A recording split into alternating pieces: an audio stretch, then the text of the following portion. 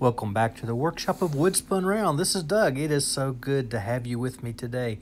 We're going to be doing a small turning, some wood that a fella gave me. Keith Webster, he has had to give up turning and didn't want his wood to go to waste. So he called me up and offered his wood to me. So this is a piece that he gave me. It's actually a piece of a piece that he gave me. We're not real sure what this wood is. It very well may be some cherry, but just not sure. What I do know is that at one end it had a great big split in it, and cut that split off and took the remaining piece and that contained the split, and I cut it through the split, and this is one of those smaller pieces. So we're turning it here, just getting it round to begin with and starting to put a little bit of shape on the bottom end. I'm going to let this video just kind of run a little bit, and I'll come back in here in just a minute as something else happens.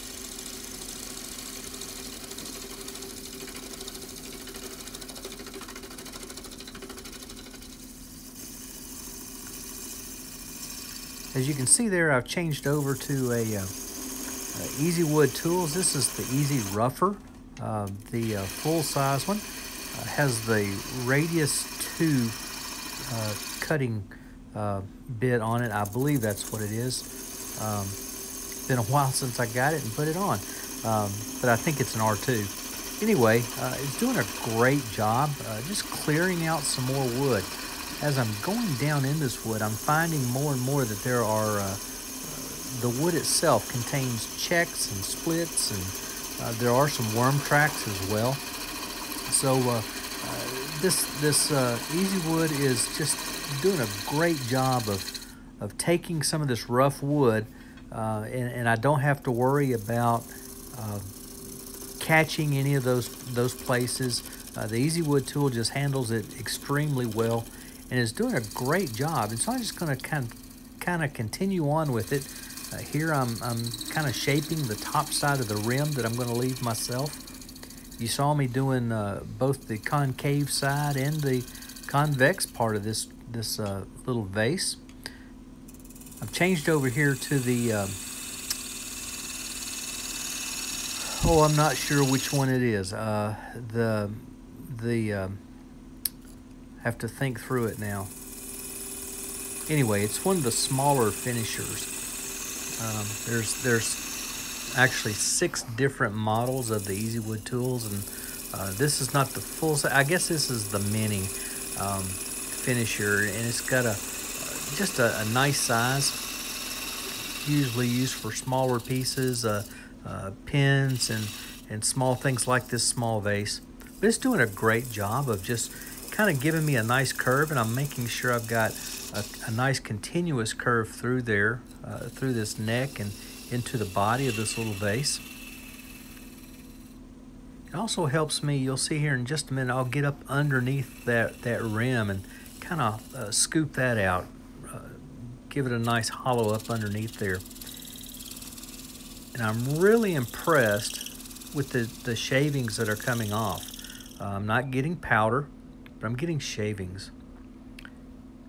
Some of these splits were really large. Worm trails. The worm trails were interesting. They went in several different directions, and some of them came into each other. That's what I'm repairing here, is some worm trail using some coffee grounds and CA glue.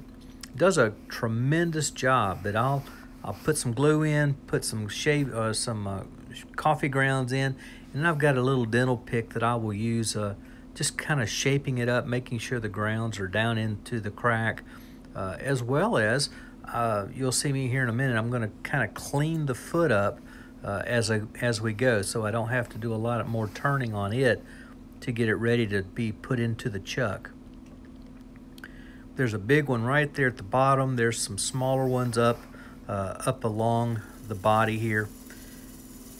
We're through with fixing the cracks, and I've just returned to this mini finisher. It's doing such a great job. I'm using it to clean off the excess coffee grounds and CA glue off the surface. I'm sorry, that's not the mini, that's the full size finisher. It's again, it's doing a great job on this, more of a wide open area, so I just chose to use it. Plus it's a little larger diameter cutter, and so it tends to give me a little bit smoother finish than the small diameter does. Small diameter cutter takes off a lot of wood for its size, but the big one gives you a little smoother cut. Through with all the turning on the outside, so we're doing some sanding, getting it ready for some finish here in just a minute. We're going to sand 100 grit all the way up to 320 grit. Then we're going to use some Axe abrasive paste. Little alcohol on a paper towel here, and that's just to help clear out some of the dust that's left on the surface and in the cracks. I've already blown it with the airline. Now we're using just a little alcohol just to get it nice and clean, make sure it's ready for sanding sealer. Already done the sanding sealer, and now we're putting on the Axe abrasive paste. You see there a little piece of paper towel that I was getting out of one of the cracks. It was kind of stuck into the rim when I cleaned it with the alcohol. But now here we're putting on the Axe abrasive paste, and this will take my surface from a 320 grit up to about 1,000 grit.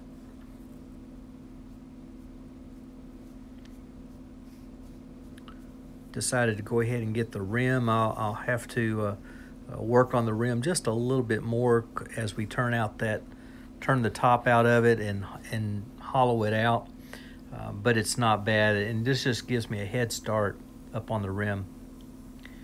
We've moved on to the wax. This is the Axe polishing and restoring paste, which is a carnauba based wax. It wasn't too long ago when Tom doubled the amount of carnauba in his wax. By doubling the carnauba, that means it's a bit stiffer in the jar. It's also a bit harder on your finish or on your piece. It gives you a little harder finish, so it'll hold up a little longer and just be that much better. So Tom, I thank you for putting in the extra carnauba. You can only get Axe at axewoodpaste.com. If you want to try some, or maybe you need to replenish your stock, go to Axe and get you some of the abrasive paste and the wax. And when you check out, make sure you use the discount code DOUG15, DOUG15. That'll get you 15% off, so you can save a bit and get a great product in the meantime.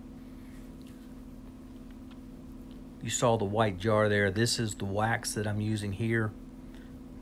Applying it.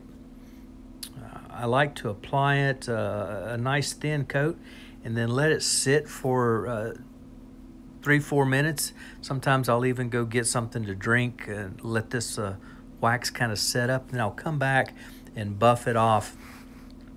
Don't wait quite so long on this one. It seems like I put it on, then I'll go straight into buffing it. Well, I give it just a moment. I'll put my wax away. Then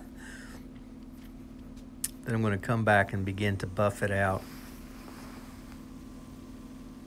Very, very light pressure at first. The speed is up on the lathe. It's probably 1400, somewhere in that neighborhood.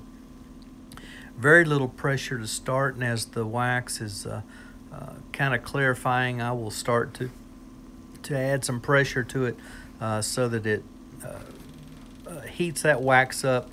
Lets it not only melt into the wood, but it helps by getting hot and then cooling off. It helps that wax to get really hard on the piece itself.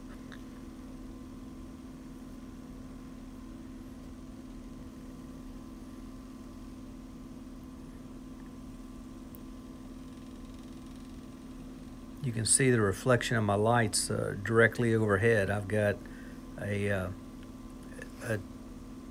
2-tube LED light overhead. You can see both of those tubes shining on this little vase.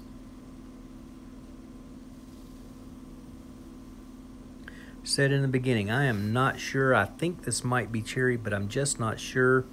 I did not have the cherry smell that you often get with cherry, but the color sure does remind me of cherry. I've got the vase turned around now. It's in the chuck on the little tenon that I had made. Actually using my detail gouge to start taking off this top section. But I decided, we've been doing so good with the Easy Wood tools. Let's go to those. And so here's the Easy Wood, the full-size finisher. And I'm going to use it for a lot of this top section. Just taking light cuts. I don't want to pull it out. I've got a very small tenon on the bottom of this vase, and I don't want to pull it out.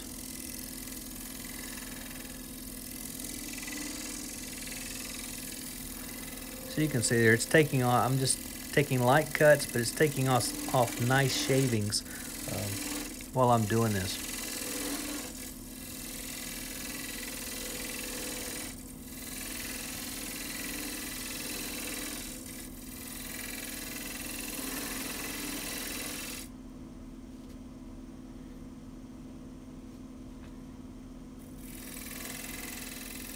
Again, just taking light shavings because I didn't want to pull it out of the chuck. Wouldn't hurt anything if it did come out, but if I can keep it in the chuck, it's just that much better. That much makes me feel that much better. But you can see I'm taking my time. I'm getting light shavings, but it really did not take long at all. Got it down flush and even had a bit of a divot right in the very center. So it was time to put I put a 1-inch Forstner bit in my drill chuck, and we're just going to drill it out as deep as this will go. It's not all the way to the bottom, but as long as the bit is, that's how deep we went. About 4 inches or so. Right there at the end, got it finished. So we moved it out of the way, moved the tailstock out of the way, and I got my Easy Finisher back out, and we're blending the top edge and just kind of rolling it into the center there. I'm not gonna turn a lot on the inside, just kind of cleaning it up, getting the roughness from the bit turned away, and blending the top and the inside together.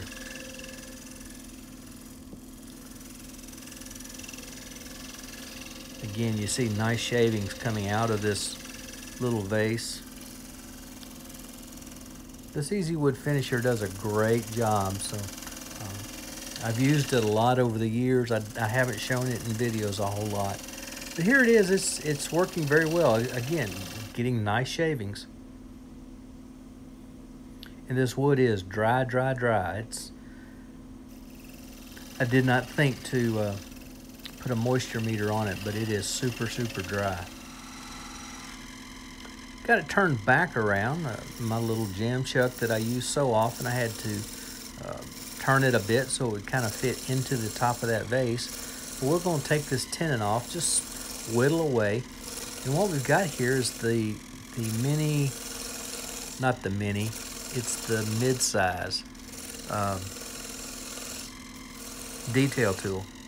Sorry, I was saying mini finisher a while ago. It's the mid-size finishing tool that we used earlier. Now it's the mid-size detail tool that I was using to take that off. But we're going to go back to the finisher just to make sure I've got a nice concave surface, nice and smooth from the edge there where my foot is all the way into the center as far as I can get without hitting my life center. Once I get so close, I'll bring the detail tool back and we'll clean that up just a little bit, making sure I've got a flat bottom. It's actually a concave bottom, but a flat surface going into that little nub. And I'll work on reducing the size of that nub right against the bottom as well, so there's less to take off.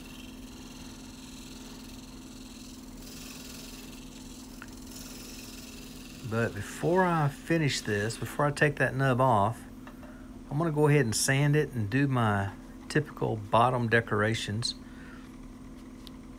But we'll sand it just like we usually do. We're going to go, I think I actually start at 150 here. So I'll do 150 and 240 and 320. I don't even think I show you all three of them. We've done that. Now my little 1/4 inch skew laid on its side, cutting 3 lines like I typically do. Around the outer line, I'll do wood spun round. Then I'm pretty sure I labeled it fogwood because I'm not sure what it is, and I'd hate to call it cherry, and it's not actually cherry. And the date. It's how I mark all my pieces that I turn. Put a little, I touched it up with 320 again. Now I'm putting a little sanding sealer on it. And we'll buff it down with some Axe again. And it looks really good, but I still got that little nub to take off in the very center. Show you here in just a minute how I deal with that.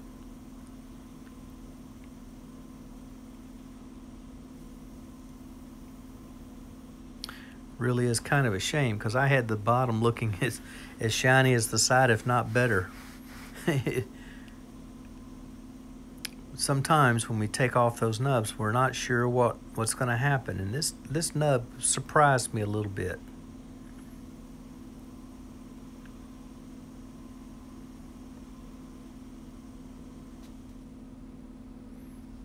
Okay, I brought my detail gouge out. I'm working on taking that nub off. I've slowed the speed of the lathe down. We're going about 240, 250 here, something like that. Boom, you saw it right there.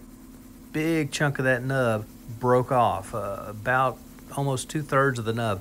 I'm surprised it stayed in the lathe. So instead of fighting it, instead of taking a chance, I just went ahead and put my sanding mandrel in the lathe. It's got some, I think it's 240 grit on there. It might even be 150. But anyway, sand the rest of it down. And as I do, I end up sanding almost the entire bottom back to bare wood. But it came out quite nice. I was able to buff it by hand on the very bottom. Got it looking pretty good. And there you can see my lines, a bit of my maker's mark, and some stills. I hope you've enjoyed it. If you have, go ahead and hit that like button. And if you haven't subscribed already, I'd really appreciate your subscribing. Maybe you liked it enough and you want to share this out. Feel free to share it on all your social media pages with all your friends. I'd really appreciate it. This is Doug at Wood Spun Round, and until we meet again, I hope you're able to spin 'em round.